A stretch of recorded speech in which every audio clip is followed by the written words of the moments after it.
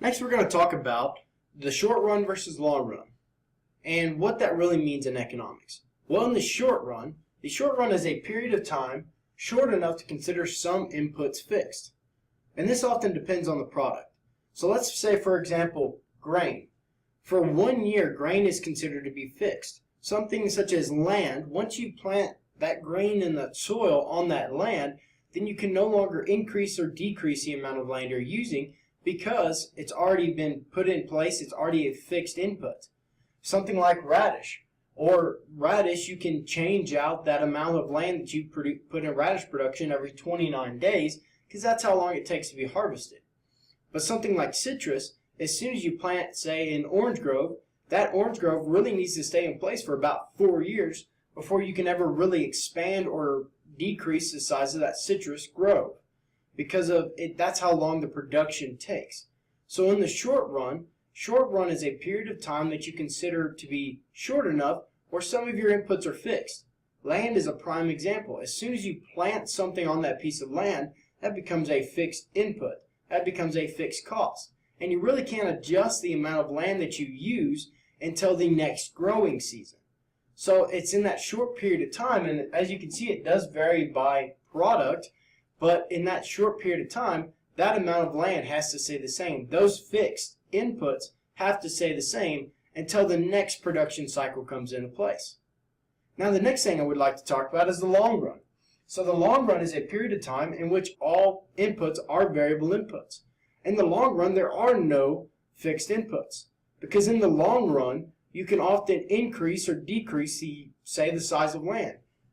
Now you've got to make choices on investments. So let's look at a full-fledged example. And we're going to talk about a corn farmer.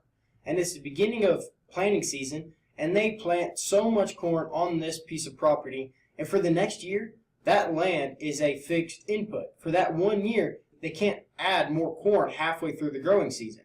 Or they can't, say, cut their field in half because they've already planted it. So for that 1 year, in that short run, that corn, that land is a fixed input because you can't really change the amount of production halfway through the growing season.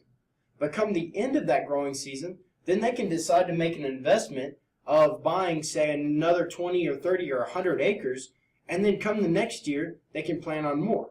So in the long run, if you go past, say, this 1 year mark for this corn, and you go past 2 to 3 years, over the course of 2 to 3 years, you can decrease or increase the amount of acreage that you farm on based off of the investments.